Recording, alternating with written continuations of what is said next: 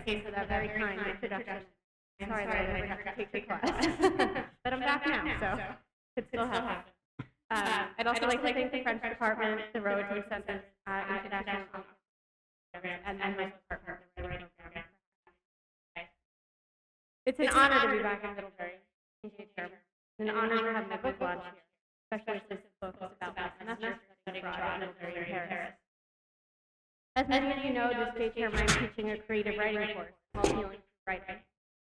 You may wonder how someone who focuses on the genres of writing, narrative medicine, came to write a travel book. On the flip side, you could also ask the author of Travel, who previously worked for Immersion Travel magazine, Transitions Abroad, and Abroad View, came to teach healing through writing. Well, that's an interesting. At the time I was frolicking around Paris, my body had been harboring, unbeknownst to me, serious cases of Lyme disease and other tick-borne infections for almost 2 years. It would be another 6 years before I got accurately diagnosed. By that time, the infections had spread all over my body, crossed the blood-brain barrier, left me bedridden, hooked up to an IV. There wasn't much joy in those dark, desolate days. At age 25, I had to get a job teaching, my life skiing in the Rocky Mountains, and my independence to move back to my town. I couldn't do much, but I could write.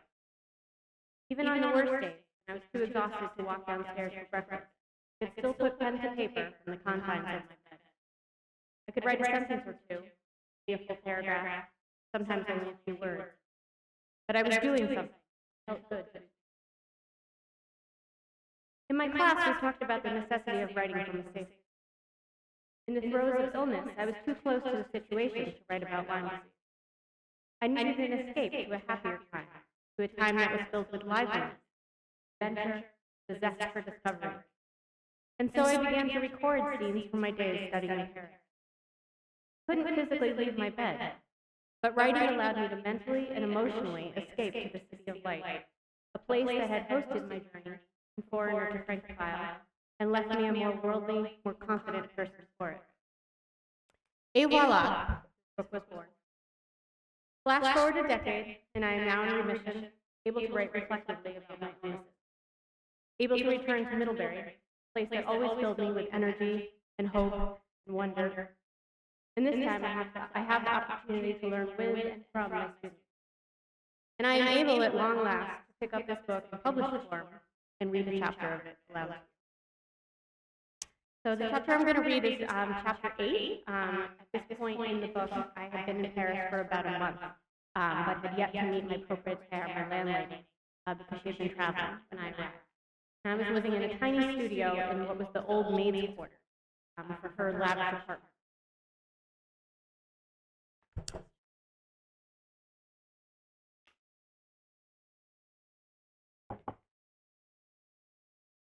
I finally meet my proprietaire, Madame Boudreau, in Groundhog. Except there aren't any groundhogs. So February 2nd is instead marked by a national celebration. Prepperies throughout Paris offer free samples. The buzz is similar to that of Free Cone Day in American history. I try to explain the tradition of Punxsutawney Phil, shadow to Madame, but the best translation I can come up with for groundhog is little dog that lives on the ground. Madame looks at me the way one might look at a child who has just announced that Superman is coming to dinner. Madame has invited me to dinner at her apartment. The call is for 7:30 p.m. At 7:28, I run a final brush through my hair, rearrange the flowers and descend the creaky stairwell that ends in front of Madame's door. It takes several rings of the bell for the door to be flung open by a plump, gray-haired woman wearing a fuzzy blue bathrobe and pink curlers. Pardon, I stammer in embarrassment.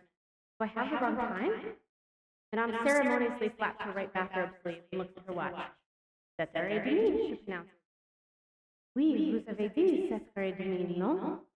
I want to fall to the floor or run back up the stairs. Oui, 7:30. There's a matter of fact. Pregnant. I wonder what I'm missing here.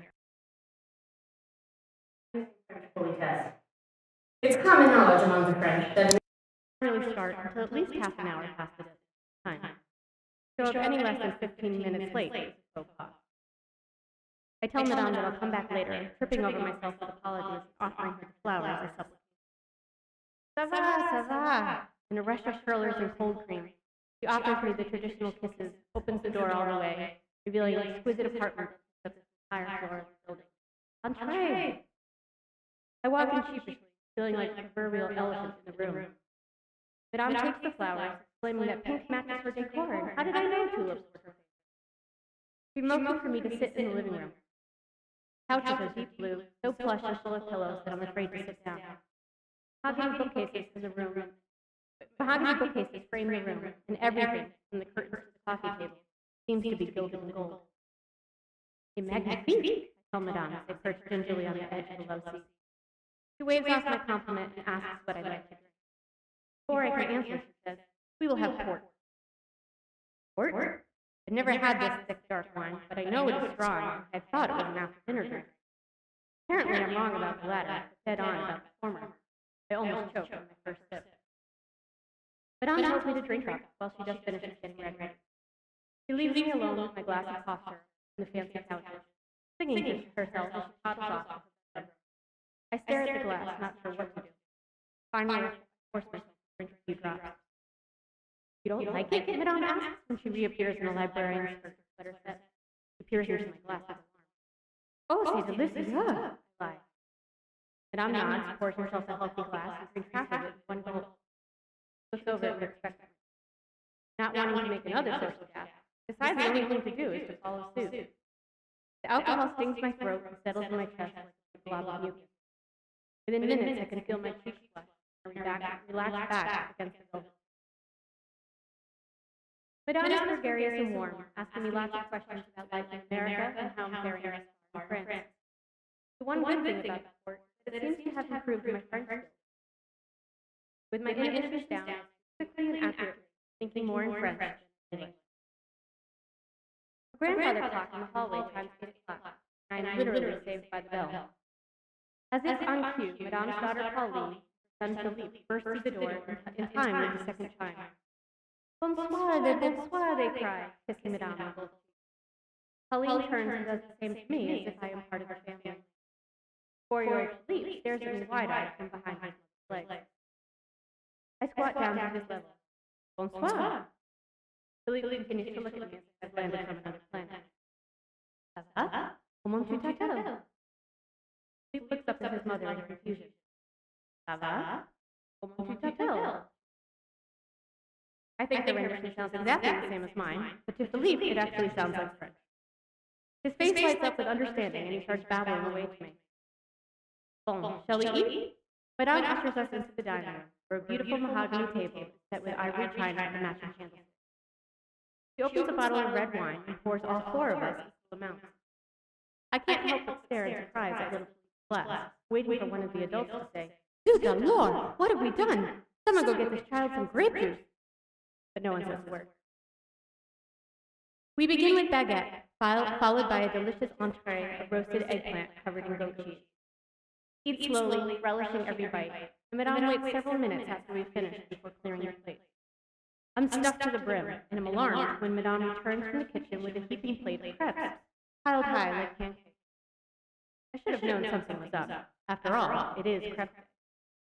I soon find out that entree means appetizer in French. The eggplant was simply meant to wet my palate. Some of the crepes are filled with egg, some with ham, some with cheese. When we're stuffed absolutely silly on those, we move on to crepes pie, filled with everything from Nutella to blueberry jam. Each staff is served with yet another glass of wine. Philippe, to my relief, gets cut off after 2. But Madame and Pauline continue to drink as if they have a tip on a drought. Again, I follow suit. Before long, the room starts. My voice is growing louder and giddier. I'm having a hard time aiming my fork at my mouth. Just as I'm about to rest my head on my plate, Madame clears the table and motions for Pauline to refill our glasses once more. Cover mine with my right palm. "Non, merci." Pauline shrugs as if to say, "You're lost," and moves on to her mother's glass. Neither woman seems the slightest bit intoxicated, and Philippe doesn't seem the slightest bit tired, even though a stealthy glance at my watch tells me it's 10 o'clock. I'm sure the night must be drawing to a close. I can just make it up the stairs and into my bed. How wrong I am. Madame suddenly appears from the kitchen carrying a large bowl of salad and 4 plates. Now I know I am drunk. Didn't we already have the first course? In fact, didn't we just eat dinner? We had. And now we were going to follow up with salad, as all good French meals do. The lettuce tastes bitter to me after the sweet crust, but I'm happy to keep filling my stomach with anything other than alcohol. Between bites, sips, and cigarettes, Madame and Pauline continue to ask me questions about America. Do you know Bill Clinton? Have you been to Hollywood? My French flows like the wine, and it's a good half hour before the conversation dwindles and Philippe stifles a yawn. I'm right there with him, ready to thank Madame for a lovely evening and head upstairs. But alas, salad must be followed by fromage. Madame pulls a large plastic container out of the refrigerator, filled with bits and pieces of every kind of cheese imaginable. Some are hard, soft, white, blue, some would smell so overwhelming that it's an effort not to bring my nose. More baguette is passed around. Madame encourages me several times. I can't imagine consuming any more dairy after all those cheese preps, but I don't want to be rude. I dip my butter in. Finally, when I've convinced Madame and Pauline that I have not friends with Lewinsky and have never met Brad Pitt, Madame breaks out a box of truffles. I know we really are on the last course. Nothing can possibly follow dessert. Have you been to the Arc de Triomphe? Madame asks as caramel dribbles down her chin. I wonder if she means literally or metaphorically. Have I been to the monument, or have I finally triumphed over this meal? Either way, the answer is yes. And have you walked down the Champs-Élysées?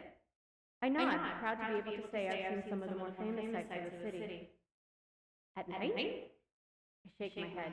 Hello! Madame's eyes go round and she shoots Pauline a disturbed glance. You must walk down it at night. How have you not done this yet? My pride pops like a balloon. I shrug my shoulders, smiling sheepishly. Well then, we will go tonight, Madame says with a decisive nod. She stands and heads to the front hall closet for her coat. I steal another glance at my watch, but it's nearly 11 o'clock. Phone, Madame calls from the hallway. It is still early. The metrics do not close until almost 1 a.m. Run upstairs and get your coat. I'd rather run upstairs and collapse into my bed, but I get the sense that won't be an option.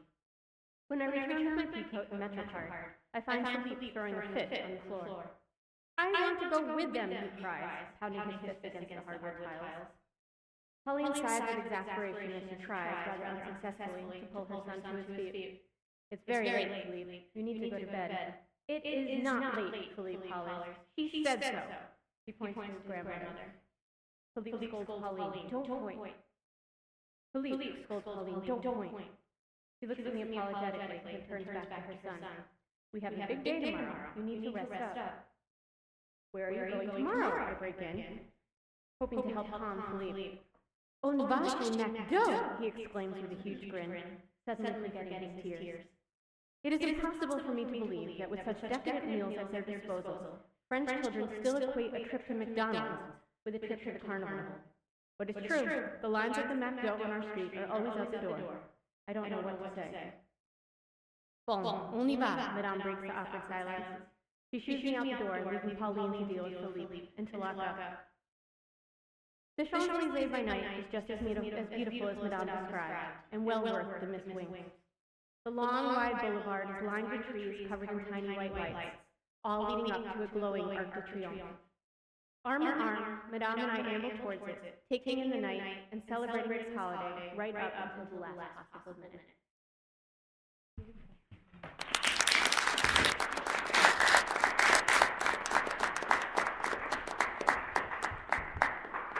Thank you so much. I'd love to welcome questions. Any questions you might have about the book, about my experience in Paris, about the writing process, anything you'd like to ask. You can begin with a student.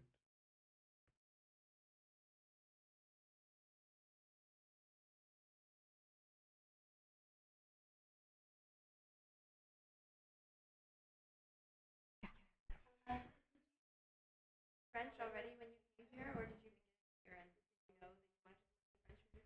A good question. I started taking French in 7th grade and knew from that point that I'd always wanted to go to France. And then I continued studying it when I was here. But certainly came in, one of the reasons I came to Middlebury was knowing how strong the language programs were and knowing that there were such one of the study abroad programs, and that I wanted to go to France.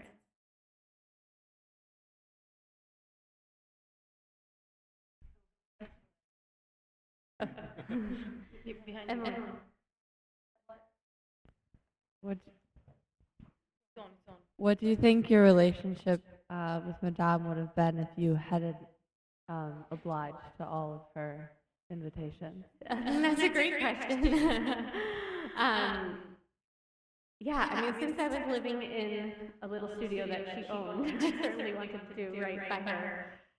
But I think, I'm glad in the end that I did oblige. It allowed me to really get a glimpse into French culture in a way that I probably otherwise wouldn't have. I'm certainly glad that I went to go to the Champs-Élysées with her that night and get to see it that way.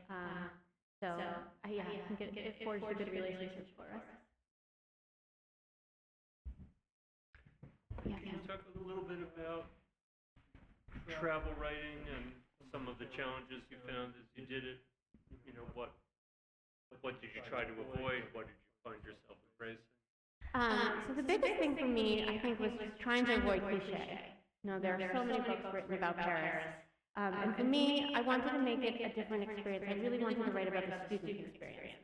I've found lots of memoirs out there about people living in Paris, expats in Paris, working in Paris, or traveling in Paris, but none specifically from the student experience. And I think that's such a finite, special experience where you're so immersed in the culture, yet you have to leave. And so I really wanted to try to capture that, and so that's something I tried to stick with. Another thing which I learned in your class, Professor Cohen, about writing about place. The first time I ever wrote about Paris was in Professor Cohen's class after I'd come back from Paris. And a very important lesson you taught me was, why does this story specifically have to be in Paris? Could it have taken place in New York? Could it have taken place in Chicago? And that was a great thing for me to think about as I wrote the whole book, is how do I make this very specific to Paris? How do I make this very specific to the experience that I had, and make it specific to the place that I was? And ultimately, I really think this book turned out to be a book about place. A lot of people have written about falling in love with Paris, in Paris, and for me, it was about falling in love with Paris. There's certainly the regular thread of romance in the book that you might expect, but in the end, it's about falling in love with the city. And certainly I got the start of that from your class, so thank you for that. I can go. Although my voice is loud enough. You went to Paris, I assume, after. It was not the only time in Paris, right? It was not the only, yeah. So when you were writing, or when you were making the final touches on the book, when you were already healthy, did the later experience mark your previous experience, or did they heighten them in any way, or less? Or, in other words, when I'm thinking about this one in writing, when you keep on going back to a place where you had these incredible experiences early on,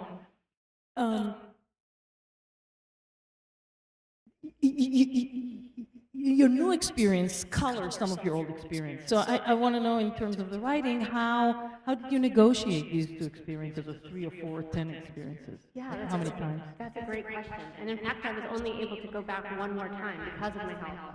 And so it has been many years since I've been able to travel there. But I have been back since the experience of studying abroad there. And I really have tried to not think about that experience at all when writing the book, so that it wouldn't color it. At the time I was studying in Paris, I kept a very meticulous journal, which my friends kind of made fun of me for, and I said, one day you'll thank me for it, and now we have it in the book. But I tried to really, read through that journal and stick to that, and really try to stick to who I was at the time, so that the voice of the narrator would stay this 21-year-old woman, young student, and not the voice of an adult going back. But that's certainly something I had to be very conscious of at every point. Yeah. So I guess a related question to that. So there are certain features of it that feel very eternal. That experience of having people ply you with drinks that you really don't want is something that happened to me in November. and so those are things that keep happening, but then I'm guessing there are also things like when we got to study abroad, we were some of the last ones to do it without things like internet and cell phones. Yes. And so in writing this at this point, were there certain details maybe that you included that, or maybe you positioned in such a way to sort of, you're trying to keep this voice of this narrator that is the student who's discovering Paris at this particular time period, but then there is sort of this, looking back at this as an adult now, as an adult and looking and being like, oh, well, that's funny. I had to go call my mom from, you had to go and hunt down some sort of phone you could use, right? Right. So that's an excellent question. So at the time I was in Paris, it was spring of 1999. So right on the brink of the new millennium, and that's something I talk about in the book. Sort of how I was on the brink of, childhood and adulthood, and Paris and Europe and the world were on the brink of coming into the new millennium. But certainly there are things that happen in the book that wouldn't happen today, because, for example, we had, very slow internet. There were no cell phones. Parisians had cell phones, but the Americans did not yet have them. Certainly did not have internet at home. Had internet only in school, which worked sometimes, and computers that worked sometimes. So a lot of the drama that happens are surrounding that. There was one scene in the book where a friend of mine calls me and leaves me a voicemail that he's not feeling well because of the medicine that he took, and could I come to the hospital with him? By the time I get to the voicemail, it's a couple of hours later, and I call him back, and there's no answer. He doesn't have an answering machine, and there's no cell phones, and I have no idea where he is. Now, in today's world, that drama wouldn't have even unfolded that way, because we'd have cell phones to get in touch, and what I wound up doing was running 16 blocks to school in the rain to find our other friend, and, to say, what should we do, and eventually we got a hold of him. He was okay. As it turns out, he went to get something to eat. That's why he was out. The medicine was making him hungry. but so there was drama in that wouldn't have unfolded today. But I'm so grateful for that. So much of that was my experience. And even my sister went abroad to London. She's 10 years younger than I am. And when she was there, she Skyped with my parents once a week, and I didn't have anything like that, and I'm so glad for it. It really made for its, my own experience. I had to get through things with the people I was with and figure things out, and I couldn't just run down the street, and I couldn't even find a telecart to make a call on the payphone the first day, so I couldn't even do that. And so, it really adds to these adventures that were difficult at the time, but really shaped the experience in the end. And so I'm very grateful for that. That's not to say students going abroad today wouldn't have a wonderful experience and good experience. Of course, there are, similar things that will shape them, and that's great. But there are those differences, especially with technology. Yeah, that's a great question. Yeah, Katie. In terms of the writing process, and you said you're writing while you were affected by this illness as sort of an escape. When you started writing, did you know you wanted to write about your time in Paris, or did it take you a while to sort of find that as your escape? And I guess, why did you ultimately come to write about that experience? That's another great question. So one thing that I say really saved my life when I was so sick was email. From the age of email, before Skype and before texting, and I would email my friends, and that was my escape from my bed, to stay in contact with people. And I've stayed very close friends with the people I was in Paris with, and, so they would email me, and I started just emailing them stories, remembering stories of things we had done, because it would make me laugh. And they would write me stories back, and that would make me laugh, and so that was a part of healing. And suddenly I realized, well, maybe I could really write about these, not just as emails, but, so I started putting down anecdotes, separately, not really thinking, how will this come together as a book? But then, slowly as that developed, I realized, wait a minute, there are some threads here, and I could write the whole book, I could write the whole experience, and it wasn't until several drafts later that I realized, this is a story about falling in love with a place, and, all that developed over time. But at that time, it really just started with emailing with my friends, sharing some funny memories, and then realizing this is going to turn into a book. Yeah. Emily. When you started, when you officially started writing your book and when you were still in the throes of your illness, did you find it to be ultimately healing to write about Paris, or was there an element of frustration comparing where you were in Paris and what you wanted to do, and where you were then at complete the goals that you had set for yourself? Yeah. That's a great question. I think mostly it was healing and there was relief in escaping to that time and kind of keeping it separate. But certainly there were times when it was frustrating writing about skiing in the Alps, and actually I had altitude sickness while I was there, and it was because I had this underlying case of Lyme that I didn't know about. So, looking back, I see how it actually affected my time in Paris, and actually it kind of made me feel pretty amazed that I was able to do as much as I was, knowing later just how sick I was. I think mostly it made me grateful. Yeah, I try not to compare experiences as much as possible in terms of what I can do now and what I can do then, because it would just make me so frustrated, and I have to just be grateful for what I can do now, which is, a very different life than the life I led then, but it's a new normal, and I'm here, so I'm grateful for that. Yeah. A little bit about what your J-term class is? Sure. Yeah, so my teaching class is called Healing Through Writing, and some of the students are here, which I'm so grateful for. What we do is we basically look at how personal narrative helps people to work through personal adversity, and work through trauma and come to a healing point, and how the writing itself is healing, is a form of healing.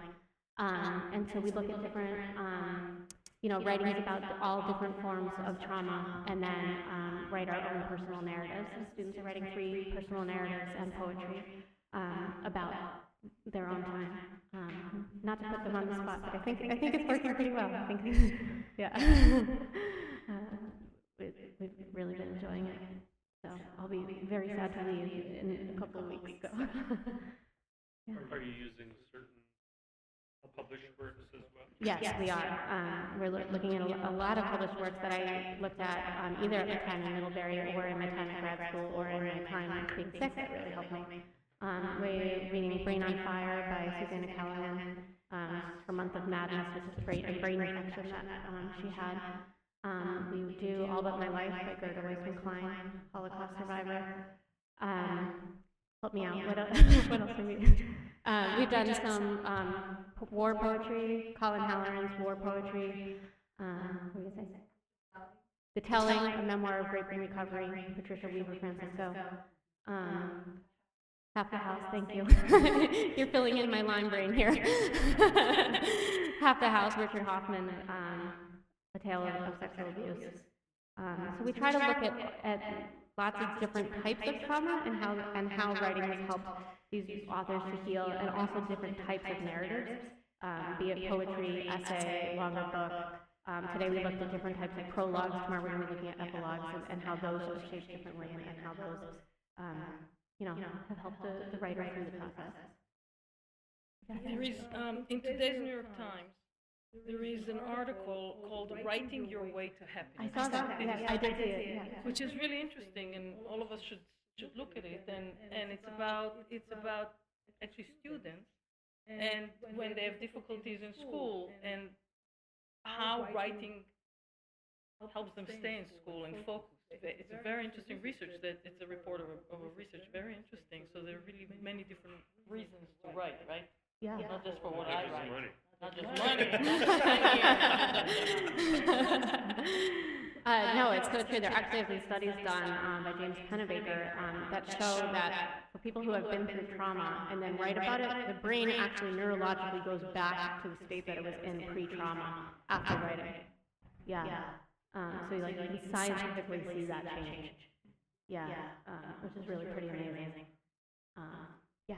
That's pretty cool. So, going back to the question you asked about sort of the difference in the way people go abroad now compared to how they did 15 years ago or 16 years ago when you did, and I read the very beginning of the book as well and your initial experience there, and it made me think, okay, it's almost, so your story is almost kind of a relic of the past of what study abroad was like then. Yeah. But because it's sort of also this voyage of discovery and learning, I was thinking to myself, should students read this before they go abroad to sort of have a sense? And I just wonder what you think, if they should, or because you wouldn't necessarily want them to have the same discovery experience you did. Right. But there might be a way in which this could open up ways of experiencing for them. I don't know. Yeah. Just a thought. That's a great question. I mean, I think it's the type of book that could be read before or afterwards. Afterwards, it might be nice to just kind of go back to someone who's had that kind of experience. But before, my hope is that it would give inspiration to students and see, everyone's got struggles when we first get over there. Yours will be different, but you can get through them. There's real joy in getting through them. There's triumph in that. And just kind of instilling that same sense of discovery, that same sense of adventure, that same sense of, what can this experience bring to me? What can this do for me? Which I think is timeless.